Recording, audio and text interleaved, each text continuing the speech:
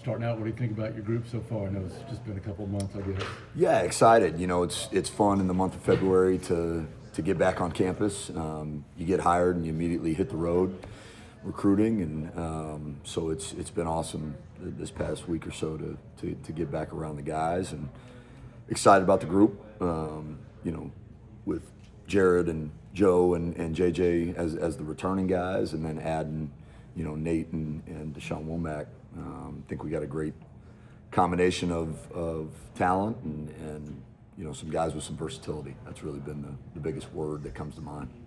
Now, am I right? This is the fourth time you and DJ have worked together, different places? Gosh, yeah, 2007 was a long time ago. That was the first time we got connected. That was Stanford, Stanford to Florida. Florida left and came back again. So if you count Florida twice, I guess, and then Ole Miss in 2021. So. Did DJ help Hair back at Stanford? He did. It's funny. My daughter, when she came to the facility for the first time, saw the picture and was like, "Dad, look how bald Coach Durkin is." I said, I remind him every day. Don't worry. That's good. That's good. Gotta keep things fresh. No doubt. You mentioned Deshaun Womack. How important was it for you guys to bring in someone who's got as much experience in the SEC as he does? Yeah, it's a huge addition. A guy that understands the league, right, and understands the level of competition. And Nate's the same way. Coming from Missouri last year, and so anytime you can add a guy like that who gets it and knows what it takes to compete at this level is a great addition. Then talk a little about the younger guys. Jared Smith specifically, I mean, you haven't been around him long, but, with a 5-star coming out of high school, what is it about him that, gives him so much potential? Yeah, Jared's got a ton of potential. He's got a great combination of size, right, and length, along with the skill set, the athleticism, the coordination. I was giving him crap the other day about, how do you not trip over yourself with the size 18 shoe, whatever the hell he's got, on his feet. But, excited about his potential and got to have a great offseason and great spring ball and going forward to be ready for the season. Do you have any idea yet who you like at 5-tech, who you like at edge? Any idea on that yet, or is it just get him out there? No, and that's kind of the fun part, right? Is really we've got some guys in the room that can play both, and so training guys to learn both. Challenging guys to learn both has been big here as we start to do some of the football stuff, and we'll put the pads on and figure out what guys might do the best. But I tell them all the time, you create value for yourself in that if I can go to Coach Durkin and say, hey, so-and-so can play both, man, that checks a lot of boxes and creates a lot of value for you as an individual, but also for Dirk as the play caller. DJ was talking about some other guys that you guys may take a look at, linebackers. If you talk to DJ Brad, any about some of those guys that you might take a look at? Yeah, I mean, we're going to evaluate through the month of February as we get into these workouts, and that linebacker room is loaded with a ton of talent, right? And so you're always looking for ways to get your best 11 on the field. And if somebody from that room can do that, skill set wise, then be happy to coach them and help them. So we'll see kind of through February and then into spring ball if there's anybody like that. Nate Johnson didn't have a whole bunch of playing time last year, but you obviously saw something in him. What was that?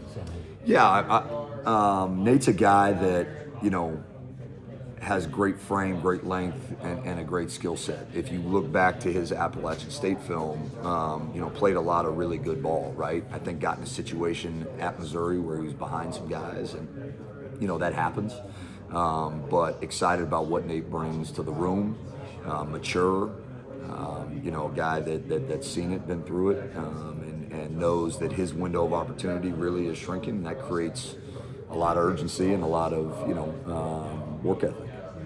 Are you seeing that with him so far in the workout? Definitely, yeah. I mean, there's he brings a great presence to the room and on the field as well. So excited to continue to see him progress. Have you seen anybody stepping up as a leader in that room so far? I know you're losing Falk. You're losing older Falk. You're losing right, Keldrick. Yeah, I mean, ton of talent, ton of production, ton of leadership that was in the group last year that's no longer here, and so I think it's early. I think it's one of those things where guys need to take that opportunity to you know, grow in that role. You know, I challenge them that you got to make sure that you're taking care of your business before you're trying to lead others, right? But always going to continue to push guys to grow as, you know, as leaders. And Coach Golish says it all the time, man. It's got to be player driven, right? If it's just coach driven, we're going to reach a certain limit. When you're out recruiting, what are you looking for in an edge guy? You know, it's a hard position to find because it's a great combination. You know, some people think edge and they think you know, an apex inside backer or something like that. No, it's a guy that's really a hybrid defensive end, right? Hey, that can set edges in the SEC. So you got to have the length, right? But also, you know, affecting the quarterback, pass rushing, the ability to drop some, play in space, right? We're going to do a lot with that guy, and so it's the ultimate combo player and combo athlete. How would you kind of describe yourself as a recruiter at that time? I don't know. I don't think there's a recruiting version of me versus another, right? I try and, you know, been doing it long enough where, you know, you're really looking to build those relationships, looking to be genuine. I tell guys all the time, what you see is what you get. And, you know, coming to a spring practice, watching us do what we do, you know, that's a great evaluation of, you know, what kind of coach I am and you know, the things that you're going to get as a player in my room. What's it been like working not only with Dirk, but Tim Banks? I mean, 3 SEC VCs all together on staff. It's been awesome, man. The wealth of knowledge in the room, the energy in the room, you know, guys that understand this conference, guys that understand, you know, what it takes to win at a high level. It's been a lot of fun and been a great, like I said, 2 months here and you know, excited going forward. You've been at this conference, it's different schools, right? I'm sure you played here as with another school. Sure. What brought you to Auburn? What do you think about Auburn? You know, it's amazing how many people over the course of my career, whether they've played here, whether they've worked here, how much they love the community here at Auburn, and that's really what stood out. You know, as you're going through a transition as a coach, the way that a town and a community opens their arms to you is awesome, and I'm excited to get my family moved over and settled and all those kinds of things. But it's the community. The football is first class. The facilities, the stadium, the home game environment. It doesn't get any better, right? But you know what makes it different, I think, is the town of Auburn, the community of Auburn, and the alumni of Auburn. I'm asking about a couple more guys. Sure. You talked about, but J.J. Falk, just 40% on him so far. Where do you see his potential? J.J. has been awesome, and he's a guy that kind of made that transition from linebacker to playing on the edge, and his combination of athleticism and the skill set that he's going to bring to the position is exciting.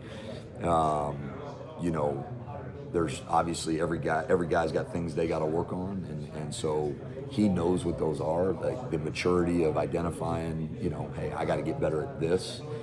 Those have been great conversations with him, and so excited to see what he brings.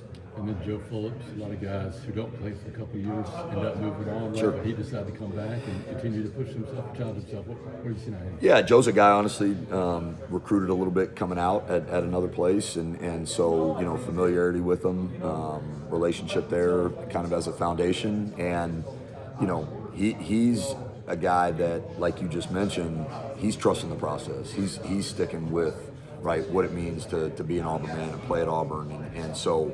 Excited for Joe. High football IQ, understands both spots and how to play them, and so he's hungry for his opportunity. And who gets Jaquez Wilkes first? Is that you or somebody else? Because I'd be fighting for him. I asked Dirk that if I'm fighting, because it's a daily request. Because he belongs with you. I need to talk to Dirk about this. Please do. Who has him right now? He's with Dirk right now. Okay, Yeah. We'll see about Yeah, that. we'll get there. Yeah. How you doing? Good. How are you? Good. I know you've already been asked this Sure. question, but just first impressions of the group that you have now that you've had a little bit of time. I know you haven't practiced yet. Right. But Yeah, I mean, I was just telling everybody that it's exciting to get back on campus in February, right? Get off the road and get around your guys. Really excited about the room and the versatility that we have. We've got a bunch of guys that can play both the buck position and the defensive end position, and so that creates a lot of versatility for us as a defense. Haven't put the pads on yet, haven't gone out and truly played ball, but look forward to seeing what the returning guys in Jared and JJ and Joe bring, but also Nate and Womack, the 2 guys that we added. It'll be, in your mind, it'll be a productive spring practice if what takes place. Oh man, if we just continue to learn and grow and focus, each day on getting better, I think we've had a lot of conversations leading up to this point of, what does each individual guy need to improve on, and so focusing on those things, right? Focusing on process over outcome and result, right? That's what I'm looking forward to, is seeing how guys respond to success, how they respond to a little bit of adversity. I have the best way here till you show. Like a TV guy. Get out of here. I guess Chris Wells, is he you guy? Yeah, he'll he be here coming yet? in. No, he's in the Okay. summer. Yep, he's in the summer. Thank you very much. Yeah, For absolutely. your time. Absolutely. Anybody else for Coleman Hutzler? Going twice sold. See ya. Gone. You're free. How about that? He was so good they didn't need to say Yeah. that.